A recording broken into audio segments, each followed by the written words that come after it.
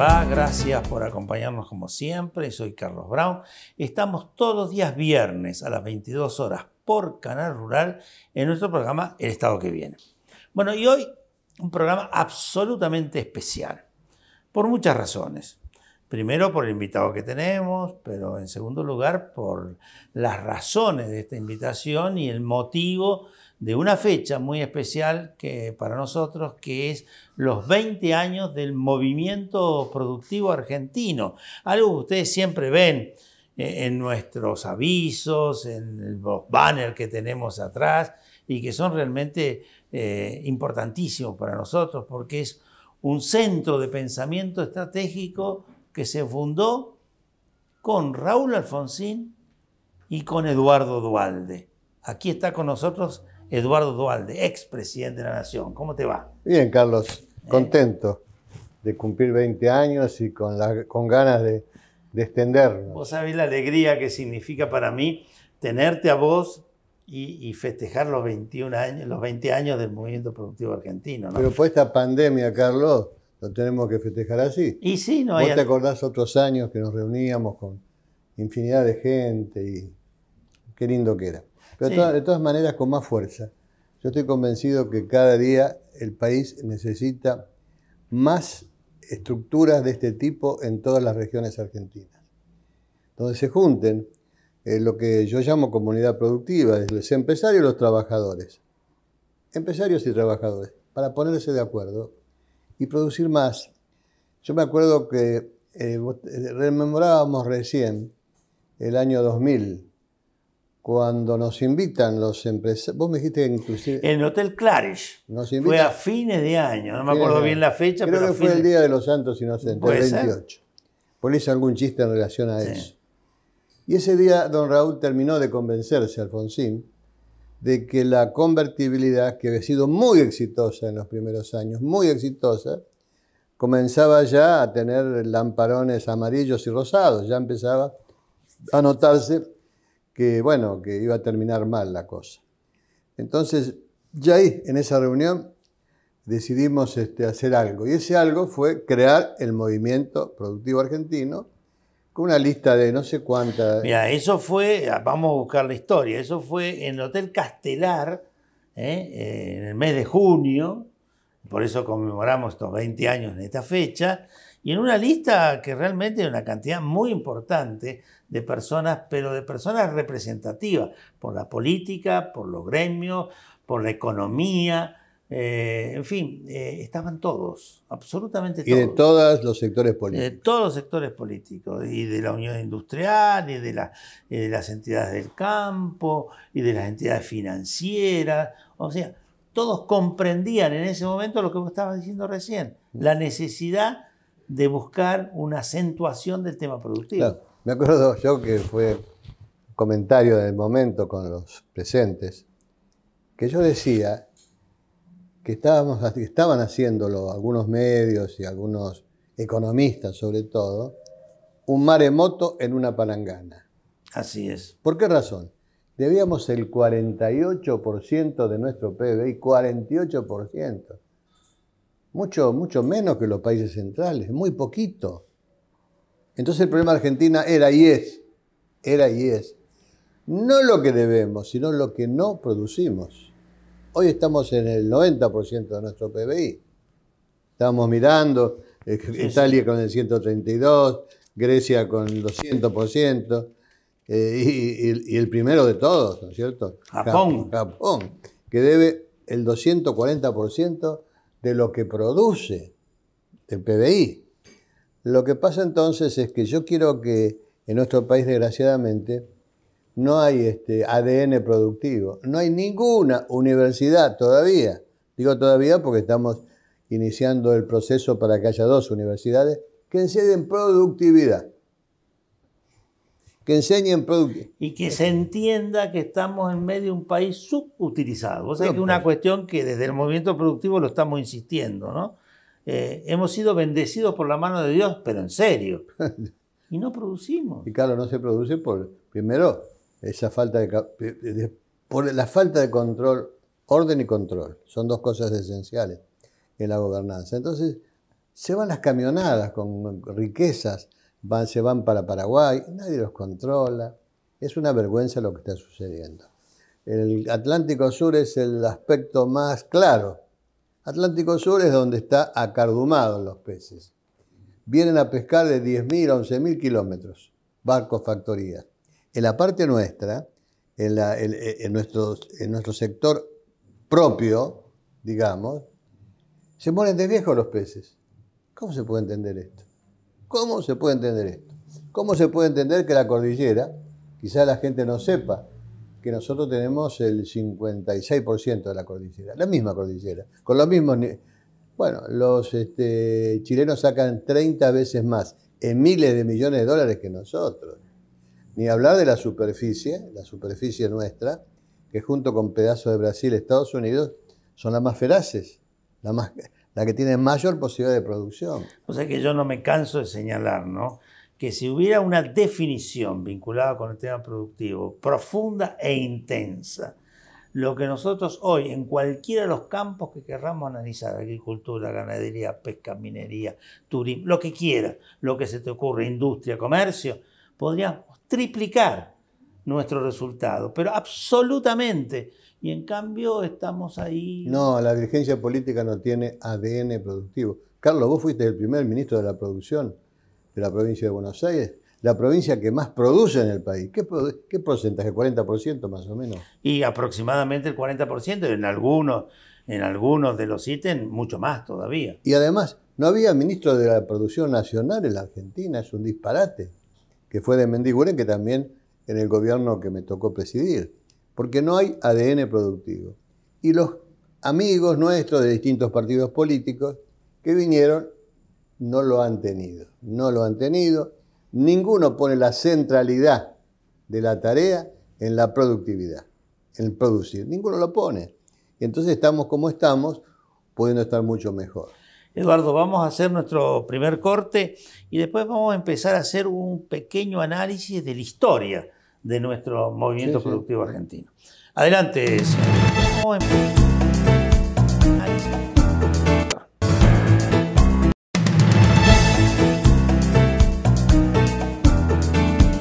Recién, Eduardo, en el bloque anterior, empezaste a hacer una referencia de cosas que se fueron haciendo a partir de las definiciones que vos tenías para crear conjuntamente con Alfonsín el movimiento productivo argentino. Ministerio de la Producción de la Provincia de Buenos Aires, primer ministerio a nivel del país. Primer ministerio de la producción a nivel nacional. Y allí aparecen definiciones, cuando vos tuviste responsabilidades, ya con el movimiento productivo creado, porque esto fue en 2001, vos asumiste en el 2002, y ahí comienza la historia de las acciones del movimiento productivo. Pero luego esto cae y nuestro movimiento productivo continúa. Vos sabés que hemos hecho una infinidad de cosas. Me gustaría que vos, Carlos, que tenés más. Recordar, por ejemplo, simplemente algunas. Esto que es bueno que lo mostremos, ¿no? Esto fue una reunión que se hizo en el Movimiento Productivo Argentino en el Hotel Sheraton de la calle Córdoba. Viene la propaganda un poco. Y se llama Políticas de Estado. Esto que vos siempre hablás, Políticas de Estado. Acá, en un día con más de 900 personas, analizamos todas las políticas de Estado de la producción argentina. Y esto es lo que falta, Eduardo. Políticas de Estado que superen a gobierno, que superen a posiciones políticas, que superen a ideologías. Mira, no para tirarte flores, pero realmente los viveros empresarios o fábrica de empresas, como le llamaba Estados Unidos, en Argentina no existían. Te tocó a vos porque habías viajado. Contalo vos. Sí, yo había tenido una experiencia en un viaje que hice como intendente municipal en San Martín, en una localidad cercana ahí a Barcelona, que era Terrazas. Y ahí apareció la ambición de un vivero de empresa y después con vos, gobernador, lo largamos a la provincia de Buenos Aires. Por supuesto. Fue muy interesante. Y bueno, tenemos que volver a eso. Y más allá de toda duda, hay 3 elementos que son indispensables. 3. El primero, como dije antes, gobernar con orden, porque estamos todos desordenados. Salen las camionadas de productos argentinos y nadie los controla. Eso tiene que ver con el control. Y después el respeto, tenemos que ser más respetuosos, porque si no las cosas no van a salir, Carlos. Y acá hay un tema que, bueno, que toda la vida he estado luchando por eso, sin lo cual no hay ninguna posibilidad de emerger.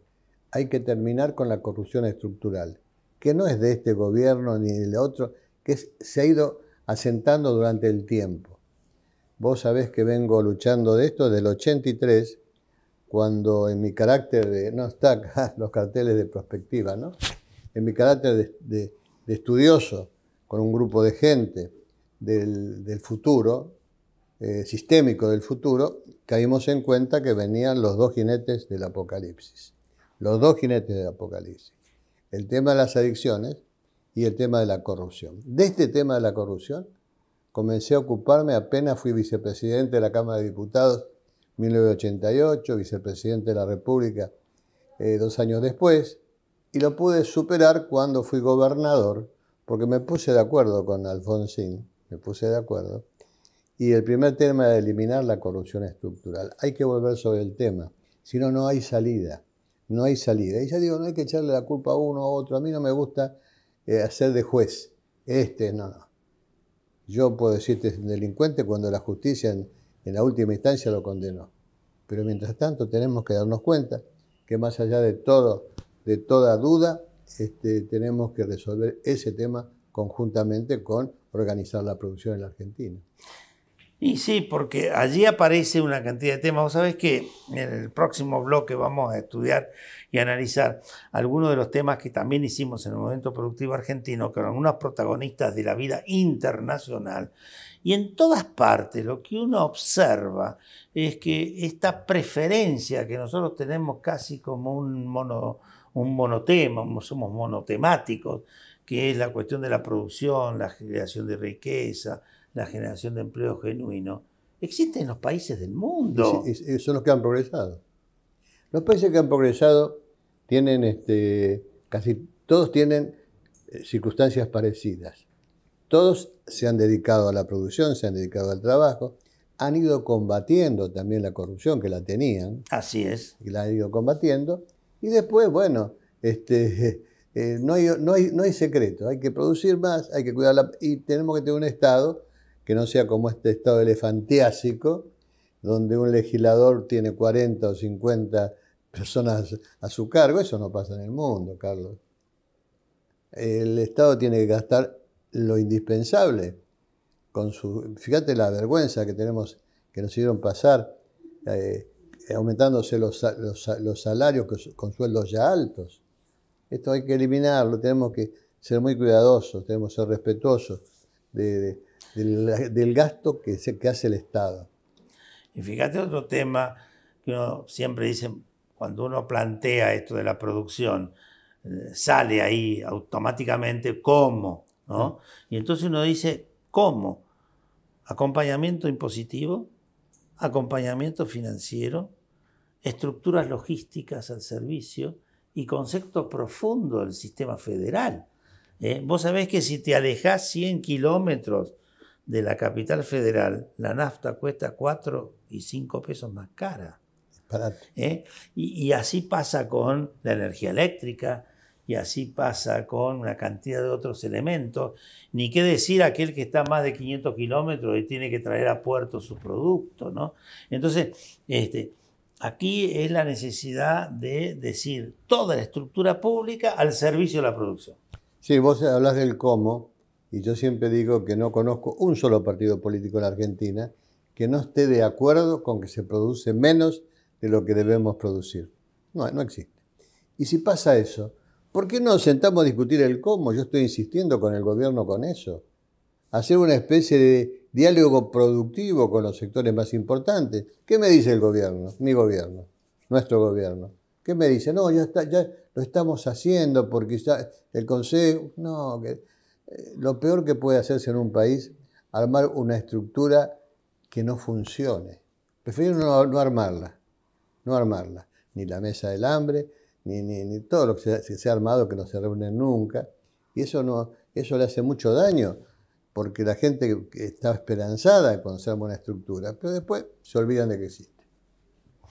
Así es. Bueno, vamos a ir a nuestro último bloque y nuestro señor director nos da entonces consecuentemente la pasada de lo que nos auspicia, que nos permiten estar en el aire. Adelante, señor director.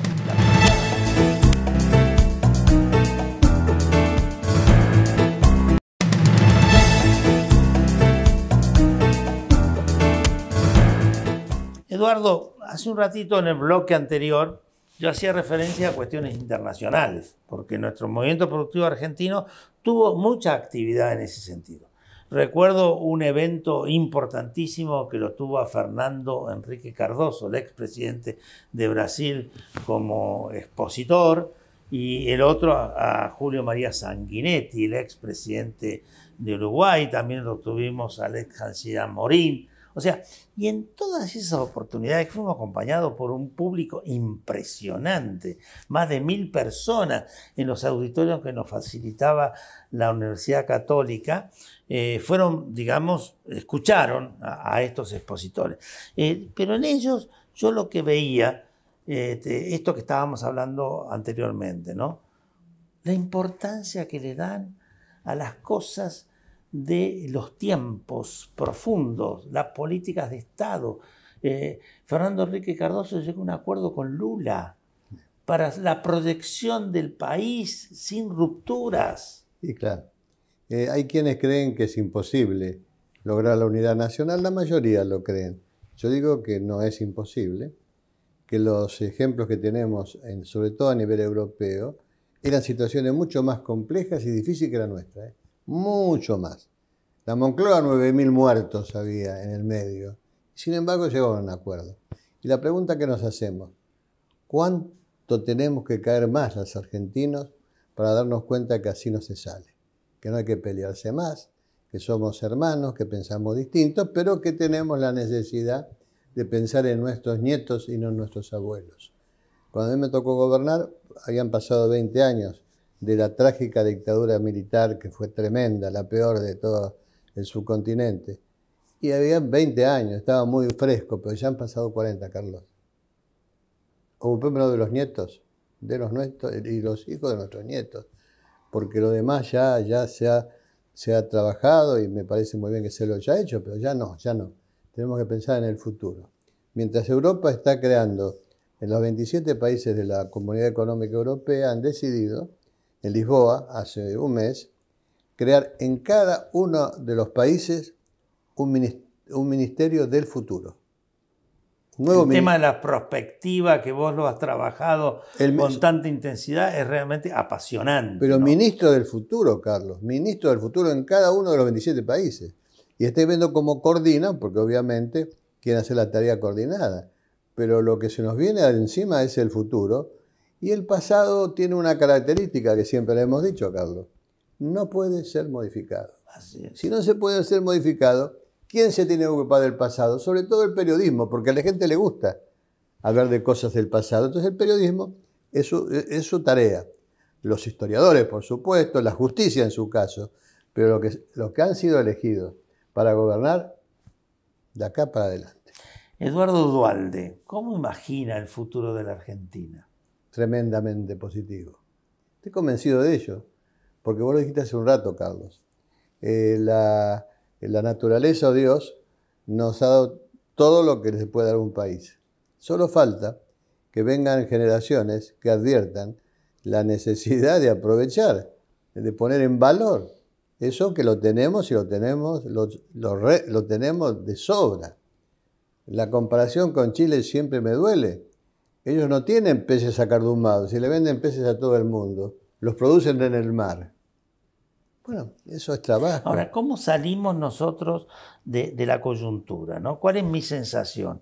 El tema de cada 2 años un acto eleccionario. Una locura. Y el hecho de que tenemos que buscar los votos, y esto es para todos los partidos, no es para un partido, es como que nos impide el pensamiento a mediano y largo plazo. Bueno, está resuelto ya. Vos sabés que en Uruguay se vota cada 4 o 5 años. Todo.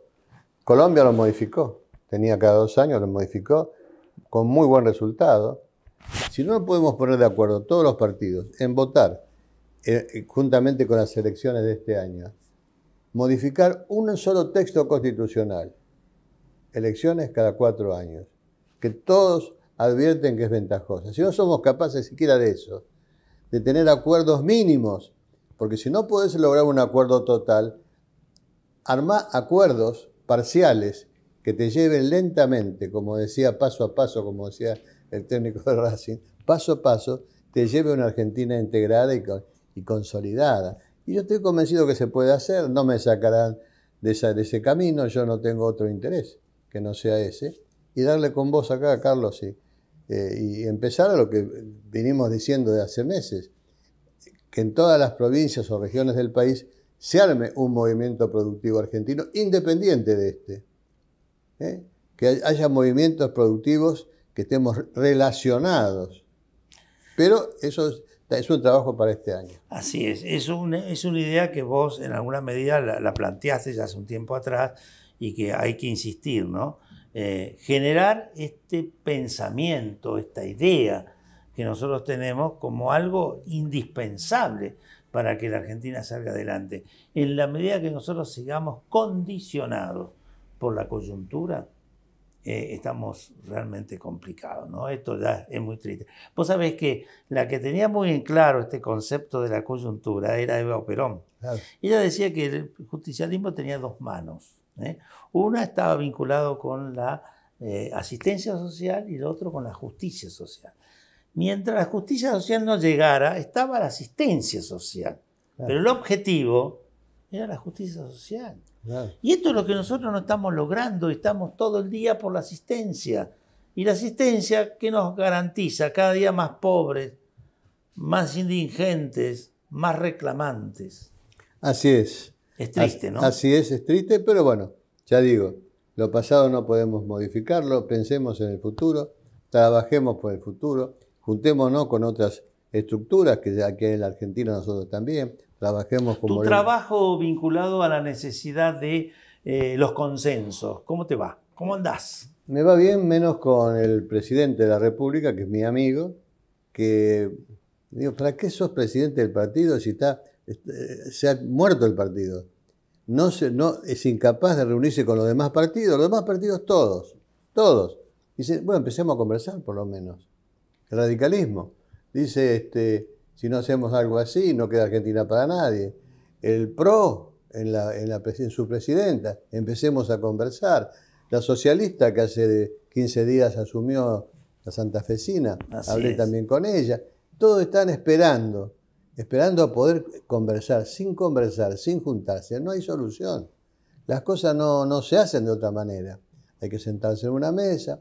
Y la experiencia que hemos tenido, porque la gente cada día cree menos en los partidos políticos y menos en los políticos. Entonces ya tenemos una experiencia que la hicimos en el 2002. El diálogo de los argentinos. Claro, porque ahí ya teníamos la unidad de los argentinos ya cuando armamos el gobierno, pero faltaba la otra unidad, la de la gente. Ahí estaban la gente de campo, la industria, el comercio, los servicios, todas las religiones, los jubilados, los piqueteros, estaban todos. Entonces nos encargamos del gobierno, y yo hablando 3 veces por semana, de decir, señores, no vamos a tomar determinaciones, vamos a mandar a la mesa nuestras ideas y ellos van a aprobarlo o no. Y venían mejoradas muchas veces. O sea, hoy en día el diálogo de los argentinos sigue estando vigente como una necesidad. Exactamente, en todo el país. Don Eduardo Duhalde, hemos hecho un buen festejo del movimiento productivo argentino, de acuerdo a las circunstancias, COVID de por medio. Pero bueno, en otra época hacíamos cenas y no sé qué cosas más. Lo volveremos a hacer. Lo volveremos a hacer. Confianza. Sí, muchísimas gracias, Eduardo. Y creo que el trabajo que se ha hecho ha sido realmente muy importante. Perfecto. Y a todos ustedes, a nuestros televidentes, los esperamos el viernes que viene. Y a todos.